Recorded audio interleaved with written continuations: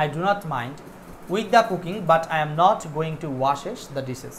I do not mind মানে আমি কিছু মনে করব না এই মুহূর্তে, এরকম কিছু। এই মাইন্ড শব্দ মনে রাখবেন, মাইন্ডের সাথে যতগুলো শব্দ জড়িত আছে, যেমন মাইন্ড, যেমন would you mind,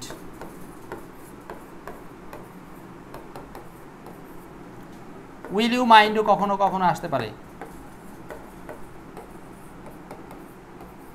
will you mind, এই যে শব্দগুলো mind, would you mind, will you mind, এই সকল মাইন্ডের ক্ষেত্রে আমরা ব্যবহার করব মাইন্ডের পরে ভার্বের সাথে আইএনজি। মাইন্ডের পরে কি ব্যবহার করব বলেন? ভার্বের সাথে আইএনজি। মাইন্ড মানেই মাইন্ডের পরে ভার্বের সাথে আইএনজি হবে, কারণ এই মাইন্ড শব্দটা একটা ট্রানজিটিভ ভার্ব। আপনারা শুধু এইটুক মনে রাখেন, এটা হলো ট্রানজিটিভ ভার্ব। ট্রানজিটিভ ভার্বের পরে অবজেক্ট দাবি করে, আর অবজেক্টের পজিশনে ভার্ব প্লাস আইএনজি ব্যবহার করা যায়, কারণ ভার্ব প্লাস আইএনজিটাই তখন হচ্ছে জিরান্ড হিসেবে অবজেক্টের ন্যায় কাজ করে। অনেকে জানতোই না যে এটা কেন এখানে আইএনজি যোগ হয়।